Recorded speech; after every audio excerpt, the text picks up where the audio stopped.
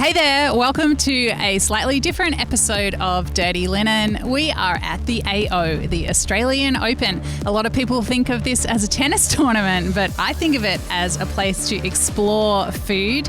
I love the way that the AO turns over so many of the dining options each year and is always coming up with so many innovative places to eat.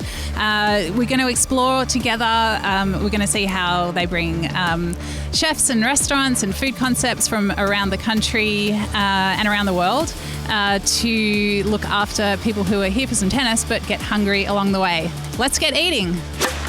So we are in Grand Slam Oval at the Filipino project and I'm here with Maria. Hello, Maria. Hi, how's it going? Really good. Now you've come over from Adelaide to present your Filipino offerings at the AO. Welcome to Melbourne. Thank you. You've turned up the weather for us for sure. It's really hot back home.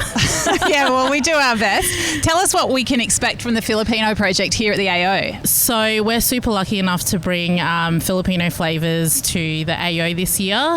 So we're doing our beef empanadas, our beef empanadas, we're doing barbecue corn ribs, we're doing our barbecue chicken in a nice little roll, and we're doing our barbecue beef with a paella, which is a Filipino flatbread. And what's the origins? Like, tell us about Filipino project back home. What happens? So, yeah, Filipino project back in Adelaide. So we have been around for about 7-8 years now. So we're at events like Gluttony Fringe, which run for 6 weeks in March. So we do Lucky Dumpling Market, Tasting Australia, and we are a mobile business. So we run events all over South Australia, and basically the food and everything behind the food is from, things that we grew up eating and a twist on what our parents cooked for us because we can never cook like them, of course. So it's basically everything that's inspired from our parents and our families and all, compilated into what we do here and amazing. Serving here. And Maria, how do you come to be here? Because there be so many food businesses thinking, how do you get to be at the AO? Oh, look, it's a few years in the making, really. So back in 2022, I actually did a cold call and reached out to the AO, and we were lucky enough to be invited, I guess, with all the events that we had previously done. We were lucky enough to be invited for a tour of the AO, and from there it's just been communication with AO and all their due diligence with the food that we offer and all of that. We were supposed to be at AO 2024, but I actually gave birth in between, so that's why we say it's a few years in the making. But yeah, then again, lucky enough to be invited for AO 2025, and here we are, and we're serving food with our brand, and it's just a surreal experience. I just love the small business story at the AO. It's such a massive world stage, but there are just people running little businesses from all over Australia here represented. I think it's amazing. So that's what we found as well. Like we never would have thought that somebody like the AO would look into our little small business back in Adelaide of all places. And it's the first time, I think anyway, on this kind of scale doing Filipino food for such a premier event. So we're super, super lucky to be those people. What does it mean for you and do you think for Filipino people to see their food represented? I feel like everyone knows a Filipino. So it's one of those things where it's like, oh my God, I saw Filipino food at the AO. You never ever would have thought, how do you even plate the food? Because Filipino food's like a bit of that ugly delicious, like, you don't really know what it's going to look like, but it's just one of those things where it's very Moorish and it's things that we love come from our heart, and you can definitely see that on the plate. Love it. Oh, Maria, I'm so happy for you. Thanks for sharing with us. Thank you so much for having me. Appreciate it. So here we are at Courtside Bar. I reckon this is one of the picks of the spots at the AO. It's upstairs, downstairs, a really close-up view of the court. Bit of a party atmosphere as the day goes on with drinks, but also Hank's Bagelry. And I'm sitting here with Kev from Hank's. Welcome. Hey Dani, how are you? I'm great, but I'm in your territory today in Bagel Land. Tell us about the offering here. Well, what do we have? So we got approached by the AO to join them with not a great amount of notice. So we had to put together a menu that would work with the limitations that we have with the kitchen that we've been provided with. So we're doing 3 of our cold bagels. So we've got one of our signatures, gin and beetroot cured salmon with the dill cream, cheese, wild rocket and onions, very classic. Our poached chicken with celery, tarragon, aioli, iceberg, and then a big bunch of fried chicken skin thrown in there just to turn something healthy and delicious extra naughty. Yeah. And we're also doing our vegan option, which is a harissa roasted pumpkin with almond feta, hummus and rocket. So all delicious, and we're very grateful to be here. So yeah, well, I mean, I can hear as you talk through them, I mean, they sound really delicious, but I can also hear how you've thought very carefully about how to not kill yourselves in the process. Yes. With too many elements and too many hot items. Yeah. I mean, tell us about Hank's offsite. Like, what is it? For people who don't know it, what is Hank's Bagelery? Hank's Bagelery is about a year and a half, coming up to 2 years old now. The site was initially bought as a storage room while we were building one of the other venues, and we weren't quite sure what to do with it. It was going to be a cafe, then a bakery, then we came around to the idea of a bagel shop, which we all love, so we've been there for just under 2 years now. Everything is going amazingly.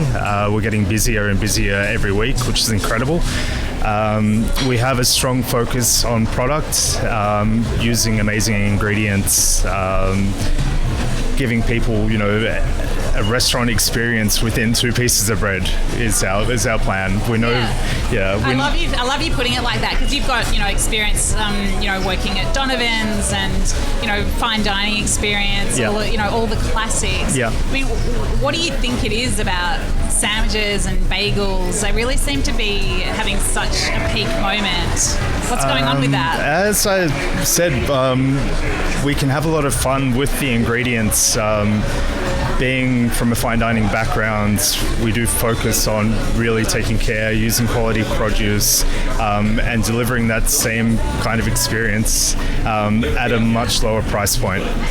So we do use incredible, our salmon bagel, for instance. We get whole salmon in direct from the market from Tasmania, filleted in the kitchen, cured, with incredible ingredients. So, and this attracts not your standard sandwich shop chefs as well. So we've found a lot of chefs in the industry who are tired of working those crazy restaurant hours, who still want to do fun food and, show their love for what they do.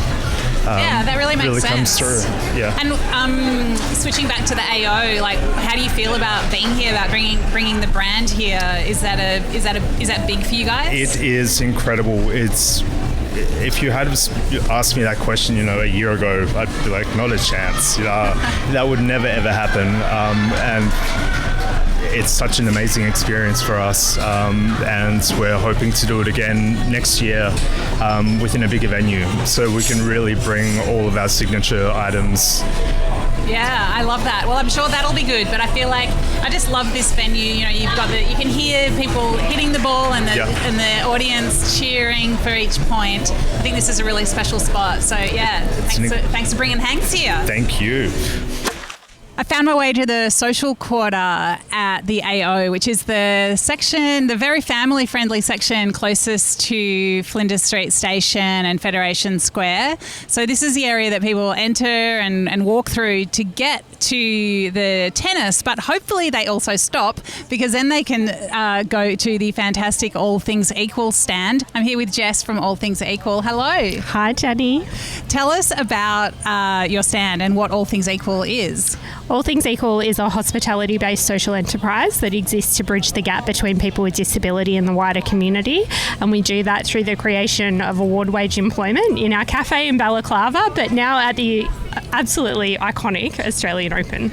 I love that. So people who've got a disability are working in the stand? Yeah, that's right. So we've got people working every day from when we open to when we close. And what can customers come and get from you guys? We've got a really amazing tennis ball tart, a fairy bread lamington, we've got jaffles, salads, all your sort of cafe favourites, birches and chia puddings, and a slushie for those hot days, and ice creams. Oh, it's a pretty amazing cafe offering here at the AO, Jess. I want to track back to the first food item you mentioned, which is tennis ball. How are we eating a tennis ball? So it's a tart. So there's a tart shell, and inside there is a mango compote and then a passion fruit curd. And then the tennis ball is made out of a mango mousse. So it's set in like a half ball shape and then sprayed with cocoa butter in the colour of a tennis ball. Well, it sounds like not great for a backhand, but great for a snack. I'm definitely going to have one of those. What does it mean for All Things Equal to be at the AO? We're just so proud to be here, and our team is so proud to be here. We really want to prove to the world that people with disability can work in really thrilling and dynamic environments, just like the AO. And so having us here, and we've also got members of our team who are working directly with the Australian Open over these 2 weeks.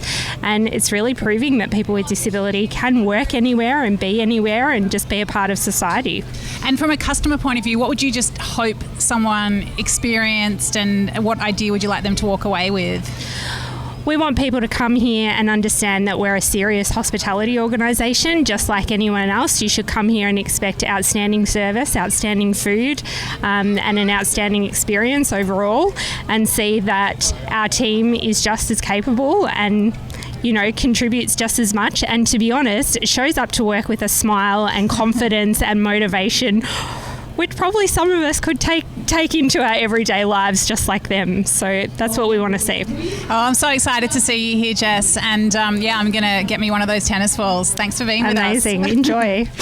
So I'm here at Sushi Room underground in Rod Laver Arena. This is a very special place. Tell us what you're offering here, Shinpei. So we offering exactly same as what we do sushi room in Brisbane. So we bring everything to here. So premium sushi, premium nigiri, include premium sashimi and beautiful Japanese wagyu. How many people do you serve at once? We do 12 guests at one session, and 2 sessions, so 24 people. What are some of the highlights that you're serving people at the AO? So actually, we brought special premium tuna from Japan. Wow. Yeah, so this is our highlight for this premium experience. Yeah. And what's it like to create your restaurant in another place? What's it like to work off-site, to do something not in Brisbane? Is it difficult to bring your restaurant to another place? It's challenging, but every team member, suppliers in here helping us, supporting us, so it's exciting to challenging, yeah.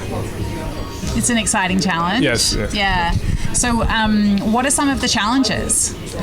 So this is new, yeah, but everyone put all effort to make it happen.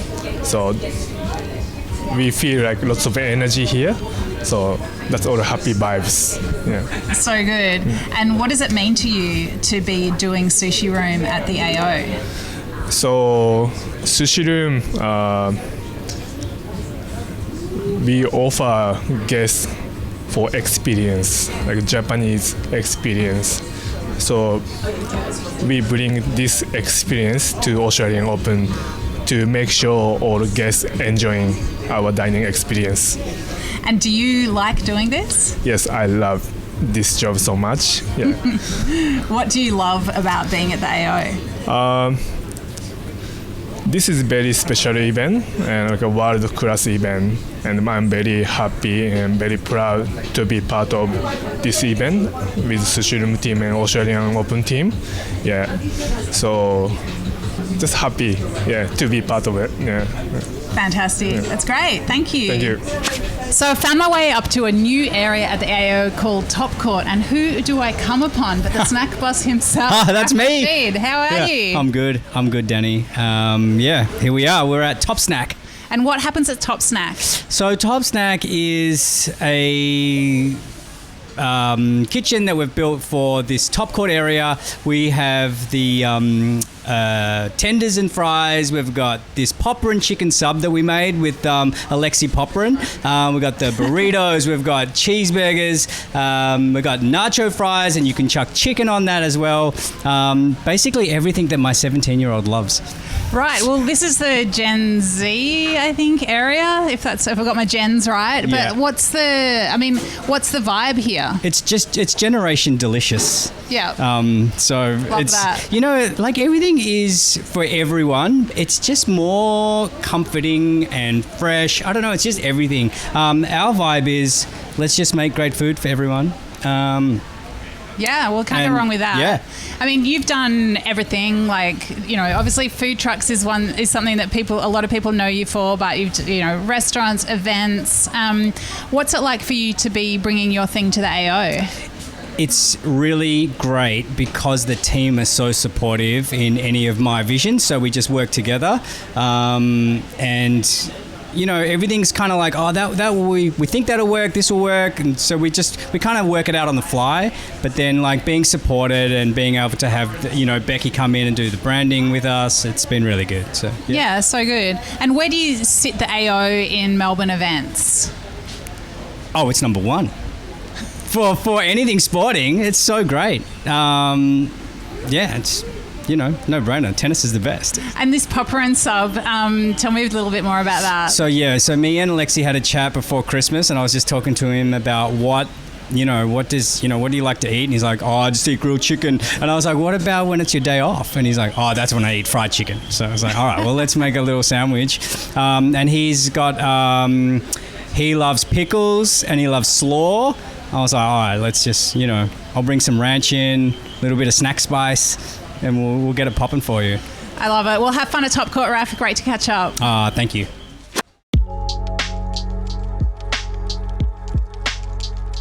This is Dirty Linen, and I'm Dani Valent. We air the issues that the hospitality industry finds hard to talk about, hearing from different people with unique perspectives. We want to hear from you as well.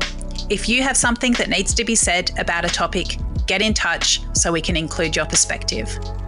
Contact us at dirtylinenat.deepintheweeds.com.au or hit us up on Insta at Dirty Linen Podcast. We can't wait to hear from you. This